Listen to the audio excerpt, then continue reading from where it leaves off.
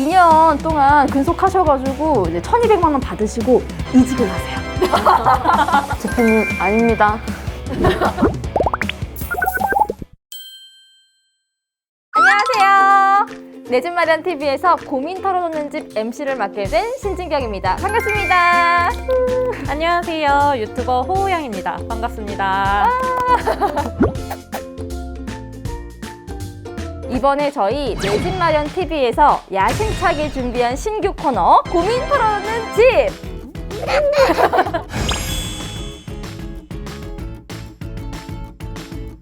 이번에 처음 시작하는 코너인 만큼 이제 보시고서는 고민을 털어놓고 싶으신 분들이 계실 것 같아요. 아래 댓글에다가 고민과 이메일 주소를 적어주시면 좋겠습니다. 안녕하세요. 여기가 내 집 마련 TV 맞나요? 아, 맞습니다. 여기는 고민 털어놓는 집입니다. 환영합니다. 사회초년생이신가 봐요. 네, 맞아요. 작년 하반기에 입사한 신입사원 고덕영이라고 합니다. 반갑습니다. 어떤 고민이 도대체 사내 연애 악마 같은 상사? 저 업무나 직장은 정말 만족스럽게 잘 다니고 있습니다. 사랑합니다. 누굴 사랑해? 어떤 고민이 있으셔서 나오셨나요? 제가 사실 지금 월급이 실수령액이 한 220만 원 정도 되는데 저처럼 이제 중소기업 다니시는 분들은 다 비슷하실 거라고 생각해요. 근데 이게 생각보다 굉장히 돈을 모으기가 힘들더라고요. 자취를 하다 보니까 이제 뭐 자취 월세며 뭐 고정 지출비, 생활비 이런 거 하다 보니까 한 달에 한 2~30만 원 정도밖에 모으지를 못해서 내 집 마련을 할 수가 있겠나 싶어가지고 이렇게 고민을 털어놓으러 왔습니다. 이래가지고는 내 집만 못하죠. 직장 처음 이제 들어가자마자 이렇게 돈에 대해서 관심을 가지신 게 대단하신 것 같아요. 저는 결혼하기 전엔 돈을 하나도 못 모았거든요. 그 유명한 재테크 유튜버 호호양님이라고 하시는데 혹시 아시나요? 아니요. 아, 그러시구나. 이분 영상 중에서 2년 3개월 만에 무려 1억을 모았다는 바로 그 영상을 제가 보고 1억이요? 진짜 놀랐는데 로또라도 당첨이 되셨나요? 예? 덜 써야 되니까 가계부를 썼어요. 무엇보다도 이제 목표 설정이 가장 중요한 것 같아요. 그래서 그냥 1년 동안 가장 최대로 많이 모을 수 있는 돈이 얼마일까 계산을 해봐가지고 한 달 단위로 나누어가지고 한 달 저축 목표를 정했어요.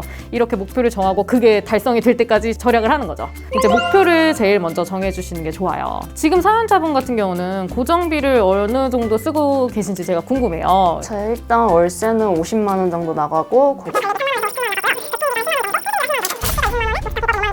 식비 같은 경우는 고정 지출이 아니라 비고정 지출로 나갈 수가 있어요. 왜냐하면 만약 회사에서 밥을 먹는다고 해도 회사에서 그냥 내가 도시락을 싸가지고 다녀도 이제 식비를 절약할 수 있는 방법이 얼마든지 있기 때문에 그거는 고정비로 보지 않고 있습니다. 굶어도 되고.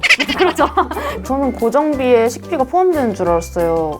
오늘 처음 알게 됐어요. 고정비만 78만 원을 사용을 하고 계시네요. 그리고 월 급여가 220만 원이라고 하셨으니까 만약에 저라면은 220만 원 중에 우선 100만 원은 강제저축을 할 것 같아요. 그러니까 강제저축이라는 건 월급이 들어오자마자 바로 저축부터 하는 거죠. 그렇게 강제저축을 한 다음에 120만 원을 가지고 한 달을 사용을 하셔야 되는데 고정비를 우선은 좀 줄이셔야 내가 마음대로 사용할 수 있는 비고정 지출이 좀 늘어날 수 있는 상황일 것 같아요. 통신비가 10만 원이 나간다고. 네, 전에 쓰던 핸드폰 위약금이랑 또 무제한 데이터 요금 쓰다 보니까 월초 10만 원 정도 쓰는 것 같습니다. 요즘 알뜰폰이 진짜 잘 나오거든요. 알뜰폰데 얘기만 들었지 사실 잘 모르겠어요. 알뜰폰이 다 핸드폰이라고 생각을 하시는데 핸드폰이 아니라 요금제예요. 요금제.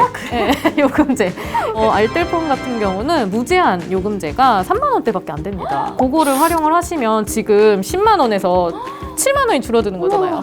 월에 7만 원이면 1년이면 거의 80만 원이잖아요. 네. 그 80만 원이면은 우리가 이제 1년 동안 4천만 원을 예금 통장에 넣어놨을 때 이자 2%로 계산했을 때 그 이자와 동일하거든요. 80만 원 정도면. 와, 이거 어마어마한데요? 어마어마하게 큰 돈이죠. 알뜰폰으로 어떻게 바꾸실 의향이 있으신가요? 오늘 바로 가서 바꾸겠습니다. 좋습니다. 월급 통장은 어떻게 관리하고 계세요? 카드랑 연동을 해가지고 생활비랑 고정지출비 함께 쓰고 있어요. 그래서 그러다 보니까 월급날만 되면은 그냥 돈이 다 빠져나가서 통장이 말 되어버리더라고요. 그대로 통장. 그게 이제 월급 통장하고 생활비 통장을 함께 사용하고 계셔서 그렇거든요. 그래서 그것도 고쳐보시면 좋을 것 같아요. 220만 원 월급이 들어오면은 그 중에 100만 원을 우리 강제저축하기로 했잖아요. 그래서 강제저축을 하면 120만 원이 남는데 그 중에서 월세랑 이제 교통비랑 이런 거 해서 고정 지출이 아까 78만 원이었어요. 그죠? 120만 원에서 78만 원 냅두고 그리고 그 나머지 42만 원만 생활비 통장을 만들어서 거기다가 넣는 거예요. 생활비 통장에다만 체크카드를 연결해서 42만 원을 지출을 하시는 겁니다. 미리 빼놓고 싶다라고 하면은 42만 원 중에 뭐 한 달에 5만 원이나 10만 원 이런 돈을 갖다가 파킹 통장에 넣어놓는 거예요. 파킹 통장이 뭐예요? 파킹? 이런 거 아니니까 주차. 파킹 통장은 은행에서 만든 하루만 넣어놔도 이자가 붙는 통장이라고 생각을 하시면 돼요. 무언가에 쓰일 돈이 있는데 잠깐 빼놔야 될 때가 있잖아요. 그럴 때 이자가 붙는데 잠깐 파킹을 해놨다가 나중에 쓸 돈을 쓴다라는 의미에서 파킹 통장이라는 이름이 붙은 겁니다. 아니면은 증권사에 있는 CMA 통장도 매일매일 이자가 붙기 때문에 그런 통장에 내가 나중에 쓸 돈을 예비비로 미리 빼놓고 관리를 하셔도 됩니다. 근데 제가 지금 쓸 수 있는 생활비가 42만 원이었잖아요. 근데 이게 좀 쪼들린다고 해야 되나? 너무 적어서 어떻게 해야 될까 해서요.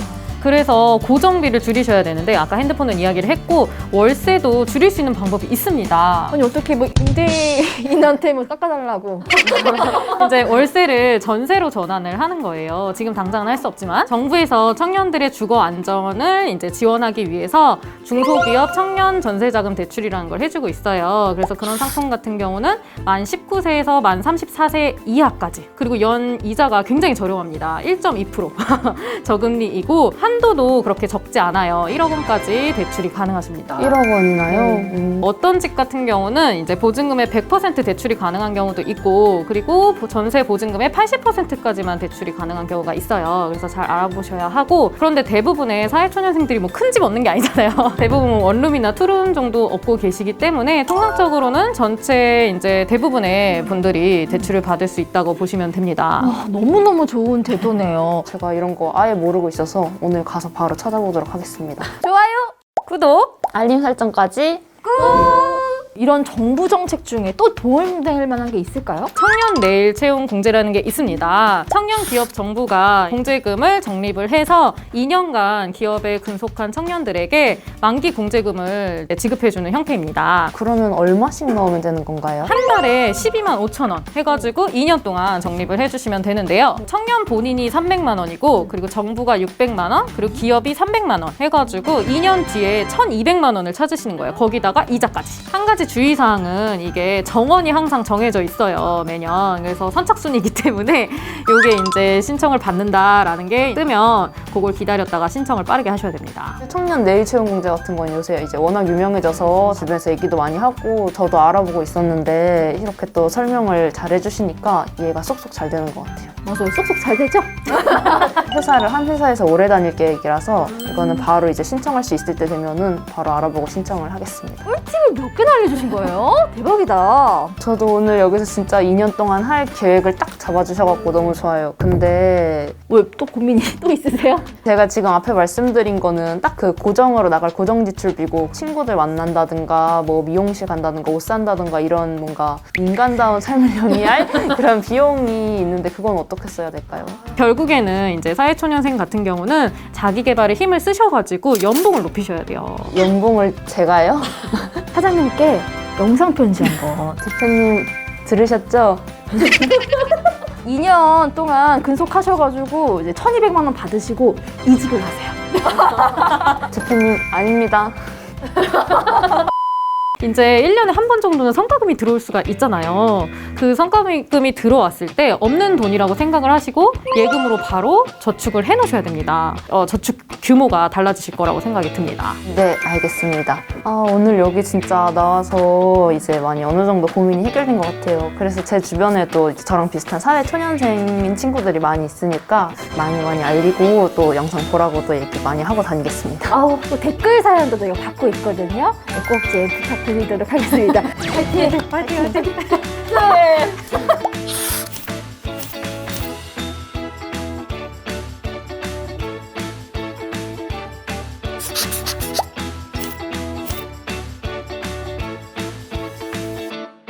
네, 오늘 첫 사연자 만나봤는데 호호양님 오늘 어떠셨어요? 이렇게 월급 관리에 대한 고민은 정말 사회초년생들에게 엄청난 과제라고 생각이 들어요. 진짜 가장 중요한 거는 내가 왜 돈을 모아야 하는지 간절함을 찾는 겁니다. 그래서 오늘 간절한 목표를 찾아보시고 이야기 들었던 월급 관리 방법들을 활용을 당장 실천해 보셨으면 좋겠습니다.